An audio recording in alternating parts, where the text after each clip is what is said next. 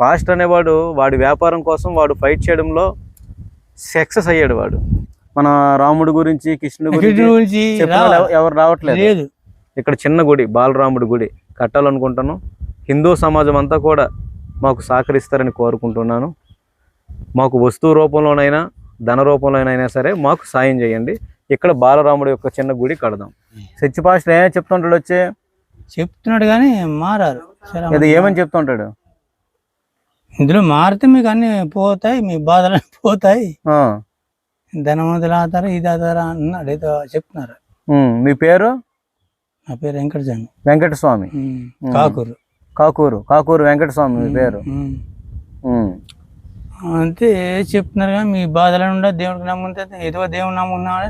నేను అంతే ఏదో ఒక దేవుడు నమ్ముకున్నాం కదా, మాకు ఇంకా ఇంతే. మా పుట్టువారి నుంచి ఉన్నాను, మరి కొత్తగా ఏంటి అని నేను చెప్తుంటాను. ఉన్న వాళ్ళు ఎలా చెప్తాను నా తెలియదు. మీ చిన్నతనంలో ఏమైనా చర్చిలు ఉండేవి ఇక్కడ? లేవు.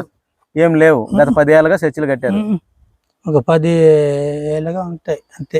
అంతకుముందు మీ చిన్నతనంలో చర్చిలు కానీ 10 ఏళ్ళు కూడా కాదండి, ఈ లోపలనే కట్టారు. 10 సంవత్సరాలు కూడా కాదు, ఈ లోపలనే కట్టారు. మరి వీళ్ళు ఎలా మారుతున్నారు, ప్రచారం చేస్తున్నారు కానీ ఇంకా ప్రచారం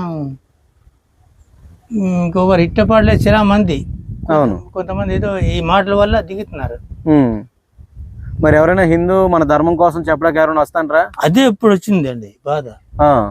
దీనికోసం వస్తే ఇంకా బాగుంటుంది. ఎవరు రావట్లేదు.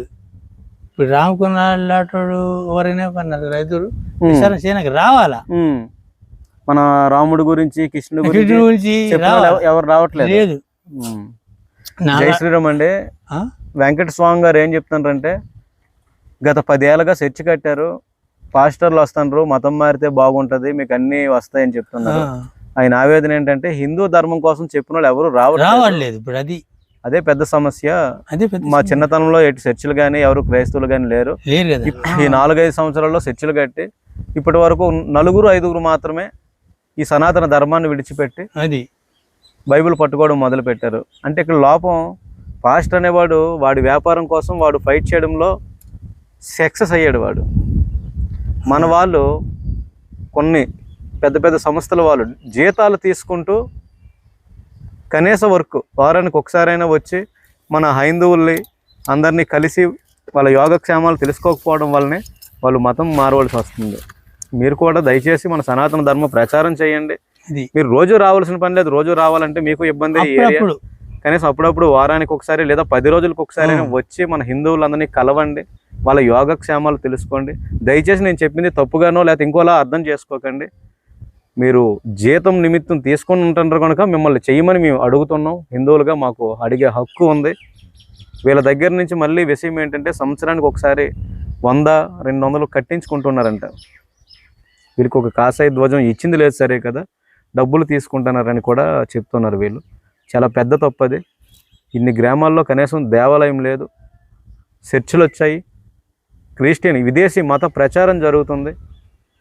హిందువులుగా మన రాముడి గురించో శివుడి గురించో చెప్పే నాదుడు లేడు. కావాలా ఆయన పెద్ద ఆయన ఏమంటాడంటే, చెప్పేవాళ్ళు మాకు కావాలి, చెప్పేవాళ్ళు లేరు, వాళ్ళు చెప్పిన వాళ్ళు వస్తున్నారు, చర్చిలు కడుతున్నారు, అయినా మేము మారట్లేదు అని ఆయన ఆవేదన ఆయన తెలియజేస్తున్నారు. దయచేసి వెంకటస్వామి గారి ఆవేదన అర్థం చేసుకుంటారని. మనం ఇప్పుడు పెద్దూరు గ్రామంలో ఉన్నాము. ఇక్కడ బాలరాముడి యొక్క విగ్రహం పెట్టాలనుకుంటున్నాం. ఇక్కడ చిన్న గుడి, బాలరాముడి గుడి కట్టాలనుకుంటున్నాం. హిందూ సమాజం అంతా కూడా మాకు సహకరిస్తారని కోరుకుంటున్నాను. మాకు వస్తువు రూపంలోనైనా ధన రూపంలోనైనా సరే మాకు సాయం చేయండి. ఇక్కడ బాలరాముడి యొక్క చిన్న గుడి కడదాం. ఈ గ్రామాన్ని కాపాడుకుందాం. ఈ గ్రామాన్ని సంపూర్ణ హిందూ గ్రామంగా తీర్చిదిద్దుదాం. తూర్పుగోదావరి జిల్లా, కాకినాడ జిల్లా, రౌతులపూడి మండలం, పెద్దూరి గ్రామం. ఈ గ్రామం పేరు. మీరు కూడా ఎప్పుడైనా సరే రావాలనుకుంటే నేరుగా ఇక్కడికి వచ్చి చూడొచ్చు. మన హిందువులందరినీ కూడా చూసినట్లు ఉంటుంది, మన వాళ్ళకు కూడా ధైర్యం ఉంటుంది, మన ధర్మం గురించి ప్రచారం చేసినట్టు ఉంటుంది. ఎక్కడో 70 కిలోమీటర్ల నుంచి ఎండకి వానకి ఎన్ని ఒడదొడుకులు ఎదురైనా ఈరోజు నాకు గొప్ప విషయాలు ఇక్కడ తెలిసింది ఏంటంటే, ఇక్కడికి వచ్చి ఇక్కడి నుంచి 4-5 కిలోమీటర్లు 2 కొండలు దాటి వెళ్తే చిన్న చిన్న విలేజ్లు ఉన్నాయంట. నాకు ఇంతవరకు తెలియదు. అక్కడికి వెళ్ళి కూడా మీరు మతం మారండి, నిజదేవుడు మనోడే పనోడే ఇంకని అనేక విధాలుగా చెప్పి మభ్యపెట్టి వస్తున్నారు. అంటే వాళ్ళు ఎంత గ్రౌండ్ వర్క్ చేస్తున్నారో చూడండి. చాలా మన వర్క్ దేనికి పని చేయదు వాళ్ళ దగ్గర. ప్రతి వారం పని కట్టుకుని ఉదయాన్నే వచ్చి నైట్ 9, 10 వాళ్ళ ఇంటికి చేరుకుంటున్నారు. కానీ ఈ లోపు ప్రతి హిందూ కంపెనీ టచ్ చేస్తున్నారు, మారండి మారండి. ఒక 5 ఏళ్ళు 10 ఏళ్ళకైనా మారుతారు కదా. ఎప్పుడు ఎవరొంట్లో బాగోదా, ఈ గుడిసెల్లో ఎవరికి ఆరోగ్యం బాగోదా అని 1000 కళ్ళతో చూస్తున్నారు.